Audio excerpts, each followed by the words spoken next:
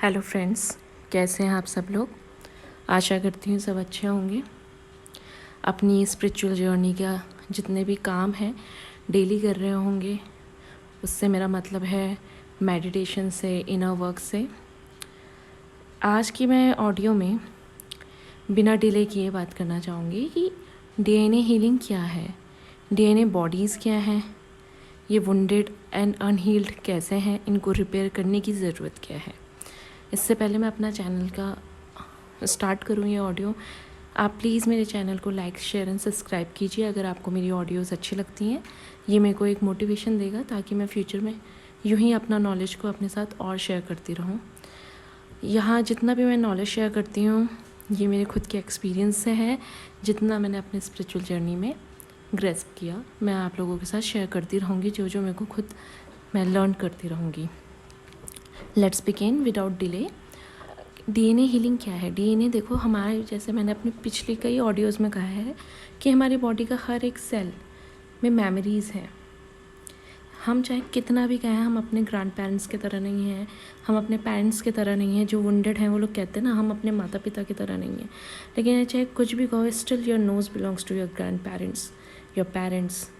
Every cell of your body resembles to your family pedigree, that is called DNA. और DNA की बहुत सारी memories हैं। वो मेमोरीज़ भी हैं जो आपने अभी जी नहीं हैं, जो आपके एंसेस्ट्रल मेमोरीज से कैरी हो के आए हैं, प्लस आप जो अभी प्रेजेंटली कर रहे हो वो भी डीएनए को कोडेड कर रहा है। अब ये क्यों वेयर एंड टेयर हो चुका है डीएनए, क्यों ज़रूरी है जब हम स्पिरिचुअलिटी में आते हैं डीएनए हमारा अपग्रेड होता है, क्यों ज़रूरी है डीएनए अपग्रेड करना। हमारी बेसिकली जो ह्यूमन सेल है ना, ह्यूमन बॉडी की जो डीएनए है उसकी कैपेसिटी बहुत है, लेकिन ड्यू टू हमारा सेडेंट्री लाइफ स्टाइल, हमारा जो भी दिनचर्या है, हमारी सोचने के तरीके हैं, उसने डीएनए को वेयर टेयर कर दिया है, जिसके कारण आप प्रॉपरली फंक्शन नहीं कर पा रहे हो, इवॉल्व नहीं कर पा रहे हो। डीएनए क्या है, हमें इवॉल्व करना है। पहले सिंगल स्ट्रैंडेड होता था, आरएनए होता था, फिर डीएनए आया। बहुत सारी चीज़ें हैं वो साइंटिफिकली हैं। मैं इसको अगर स्पिरिचुअलिटी के टर्म्स एंड कंडीशन में बोलूँगी कि डीएनए हील करना क्यों ज़रूरी है। हम क्या खा रहे हैं पूरे दिन भर, सब फास्ट फूड खा रहे हैं, सब चलो फास्ट फूड तो कोई बात नहीं, ड्रिंक्स, स्मोक, उसके अलावा हाई लेवल ऑफ इंटॉक्सिफिकेशंस कर रहे हैं, सेडेंट्री लाइफ स्टाइल हो गया है।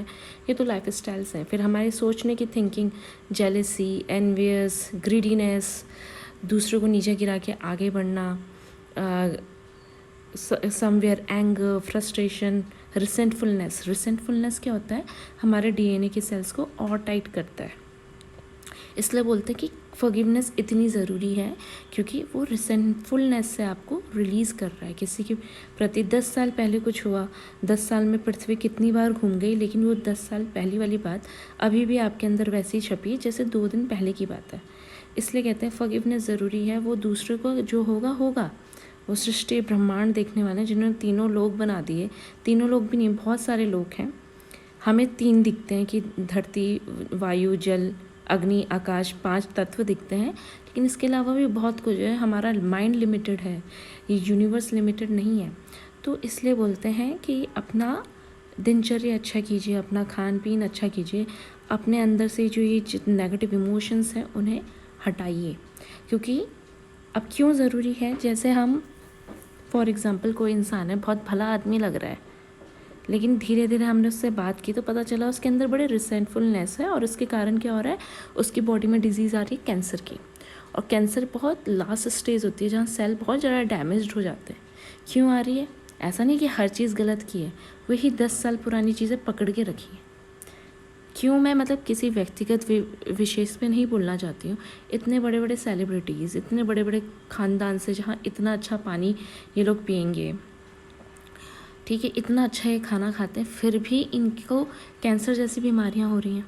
चलो किसी को भी हो सकती हैं, टचवुड, मैं सिर्फ एक एग्जांपल दे रही हूँ कि बड़ी बड़ी फैमिलीज़ में जहाँ कोई कमी नहीं है वहाँ पर भी हो रही है, क्योंकि आप किसी की मनन स्थिति को नहीं समझ सकते। इसलिए डीएनए अपग्रेड के लिए सबसे ज़्यादा इम्पॉर्टेंट है अपनी मनन स्थिति को चेंज करना। Think right.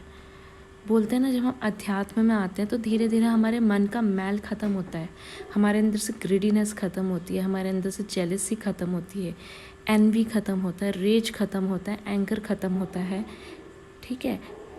लोभ ख़त्म होता है, एक्सट्रीम सेक्शुअल डिज़ायर्स ख़त्म होती हैं, रिसेंटफुलनेस ख़त्म होती है, holding on, clinging on to the things बहुत ईजीली हम रिलीज़ कर देते हैं, बहुत ईजीली हम फॉरगिव कर देते हैं।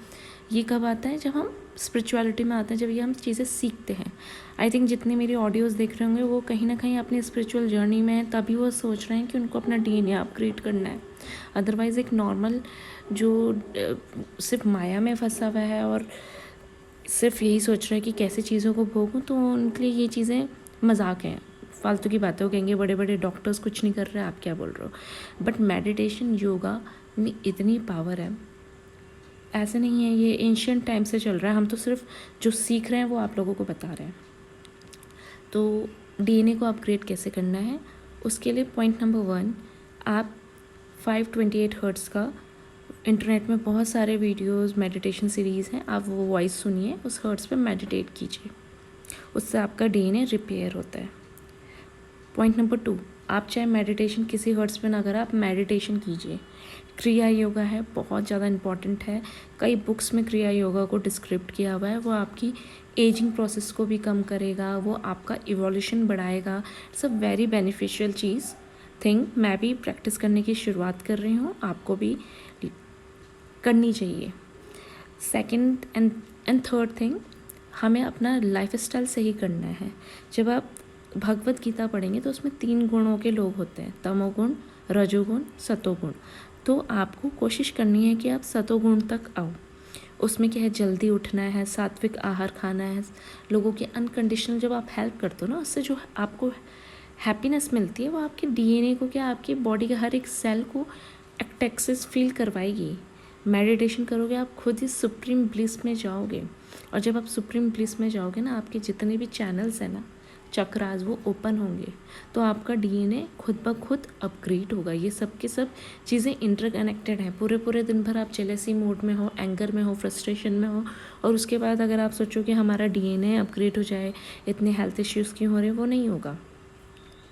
आहार हेल्दी लीजिए, सनलाइट में ज़रूर जाइए, फ्रेश एयर में ज़रूर जाइए, हो सकता है तो सनराइजेस सनसेट ज़रूर देखिए।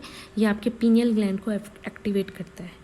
एक अच्छी नींद लीजिए, क्योंकि अच्छी नींद लेने से क्या होता है, हमारी वेयर एंड टेयर बहुत अच्छे से हील होता है नींद में। इसलिए बोलते हैं sleep is the best kind of meditation for those who don't know how to meditate. ठीक है। और डैट टू, कई लोगों को डर लगता है कि वो रात में लाइट ऑन करके सोते हैं, तो लाइट ऑन करके जब आप सोओगे तो वो फेयर हार्मोन रिलीज़ करेगा, जबकि लाइट ऑफ करके सोएंगे तो मेलाटोनिन हार्मोन रिलीज़ करेगा, जिससे क्या होगा, आपकी बॉडी को एक अच्छी नींद आएगी और आप इजीली हील कर पाओगे अपने पूरे बॉडी के सिस्टम को। And the most important thing, अपने को एनवी से बचाइए। Thank you very much. आपको मेरी